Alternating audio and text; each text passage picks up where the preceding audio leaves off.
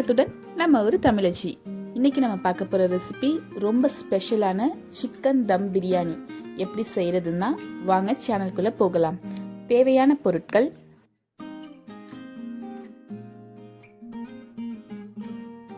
பிரியாணிக்கு நான் ஃபர்ஸ்ட் ஒரு மசாலா ரெடி பண்ணுறேன். அதில் 1 கப் கட்டியான தயிர் எடுத்திருக்கேன். அது கூடவே 1 டேபிள் ஸ்பூன் மஞ்சள் தூள், காரத்துக்கேற்ப தனி மிளகாய் தூள் நான் 2 டேபிள் ஸ்பூன் போட்டிருக்கேன், 2 டேபிள் ஸ்பூன் தனியாத்தூள், 2 டேபிள் ஸ்பூன் கரம் மசாலா, தேவையான அளவு உப்பு. இது கூடவே 2 டேபிள் ஸ்பூன் இஞ்சி பூண்டு விழுது சேர்க்கிறேன். அடுத்து நான் இன்னைக்கு 1/2 கிலோ சிக்கன் கறி எடுத்து வச்சுருக்கேன். உங்களுக்கு விருப்பப்படுற சைஸில் நீங்கள் பீஸ் போட்டுக்கோங்க. இப்போ இதை நம்ம இதுக்குள்ளே சேர்த்து மசாலாவை நல்லா மிக்ஸ் பண்ணி விடுங்க. மசாலா எல்லாம் சிக்கனில் ஈவனாக ஸ்ப்ரெட் ஆகிற மாதிரி மிக்ஸ் பண்ணி விடுங்க.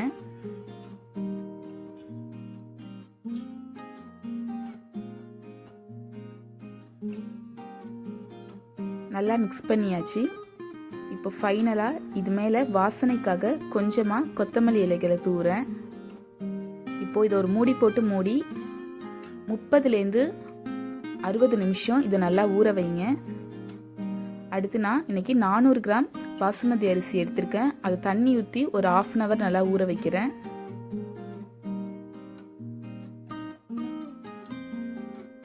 அரிசி 1/2 மணி நேரம் ஊறினதுக்கு அப்புறம் ஒரு கடாயை சூடு பண்ணி அதில் கொஞ்சமாக எண்ணெய் சேர்க்கிறேன். எண்ணெய் சூடானதும் அதில் 2 கிராம்பு, ஒரு அன்னாசி பூ, கூடவே பிரியாணி இலை இதை சேர்க்கிறேன். அடுத்து நம்ம ஊற வச்சு எடுத்த அரிசியை அது கூட நம்ம சேர்த்துக்கலாம்.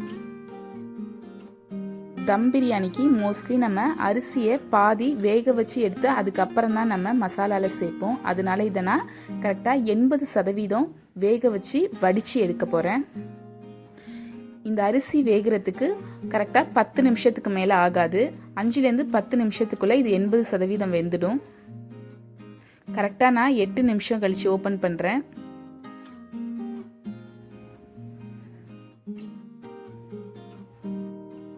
பாருங்க, அரிசி 80% நல்லா குக் ஆகிருக்கு. இதை நான் இப்போ வடிகட்டி வெளியில் எடுக்கிறேன்.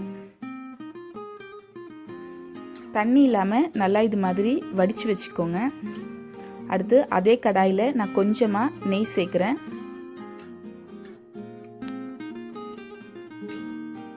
அது கூடவே கொஞ்சம் பிரியாணிக்கு தேவையான ஆயில் சேர்க்குறேன். எண்ணெய் சூடானதும் அதில் பட்டை, கிராம்பு, ஏலக்காய், பிரியாணி இலை, அன்னாசிப்பூ, மராத்தி மொக்கு இது எல்லாத்தையும் கற்பாசி சேர்க்குறேன்.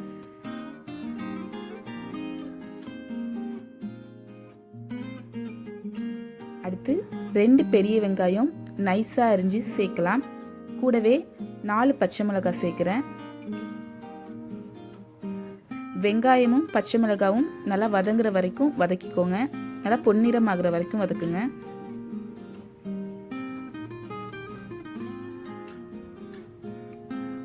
அடுத்து இது கூட நான் 2 தக்காளி நைஸாக அரிஞ்சு சேர்க்குறேன்.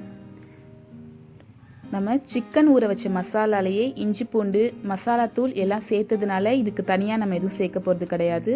அடுத்து கொஞ்சமாக புதினா இலைகள் சேர்க்குறேன்.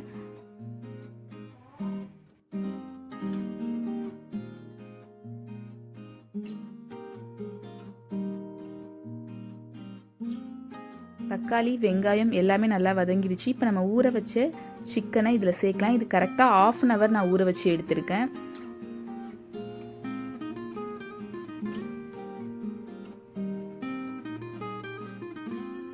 சிக்கனை இதில் சேர்த்ததுக்கு அப்புறம் இதை நல்லா மிக்ஸ் பண்ணி விடுங்க.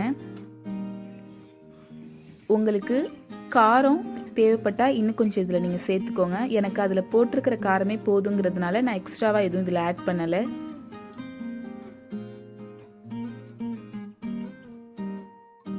கொஞ்சமாக இதில் நான் உப்பு மட்டும் சேர்க்குறேன்.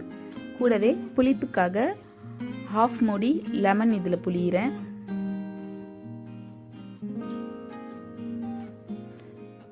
இதை சேர்த்ததுக்கப்புறம் இது ஒரு தடவை நல்லா மிக்ஸ் பண்ணி விட்டுட்டு இது கூட நான் கொஞ்சமாக சிக்கன் வேகிறதுக்காக தண்ணி வைக்கிறேன்.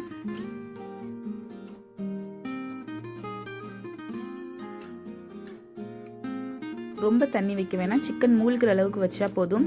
இப்போது இதை ஒரு மூடி போட்டு ஸ்டவ்வை லோ ஃப்ளேமில் வச்சு 15லேருந்து 20 நிமிஷம் இதை நல்லா வேக வைங்க. நான் கரெக்டாக 15 நிமிஷம் கழித்து இதை ஓப்பன் பண்ணுறேன்.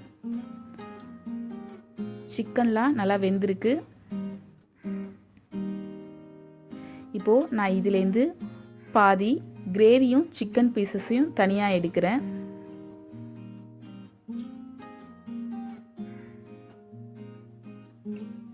நிறையா எடுத்துடாதீங்க, கொஞ்சமாக எடுங்க.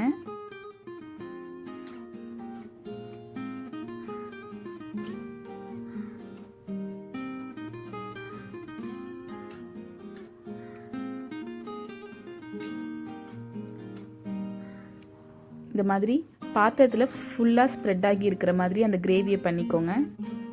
இப்போது இது மேலே நம்ம ஏற்கனவே 80% வேக வச்சு எடுத்த சாதத்தை நம்ம மேலே சேர்த்திடலாம். ஸ்டவ் லோ ஃப்ளேம்லேயே இருக்கட்டும். நம்ம பாதி சாதத்தை மட்டும் இது மேலே சேர்க்கலாம்.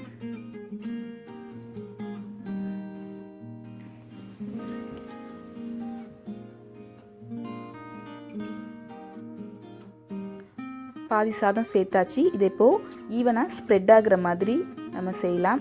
இப்போது பாதி எடுத்து வச்ச கிரேவியையும் இது மேலே சேர்க்கலாம்.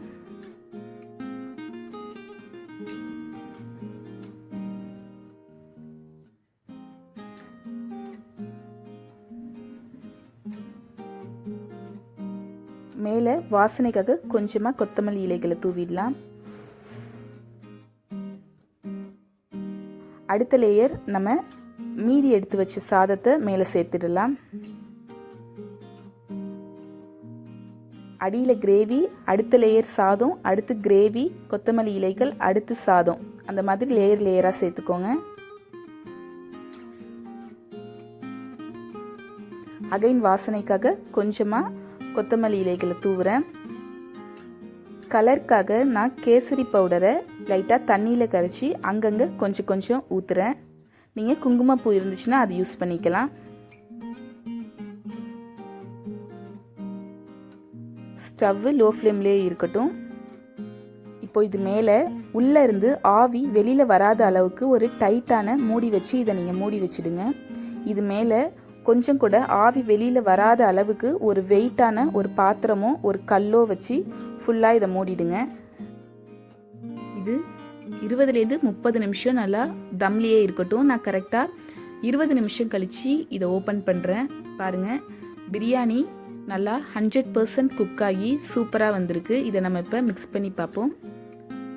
ரொம்ப பொறுமையாக மிக்ஸ் பண்ணி விடுங்க. சாதம் உடஞ்சிடாத அளவுக்கு மிக்ஸ் பண்ணுங்கள்.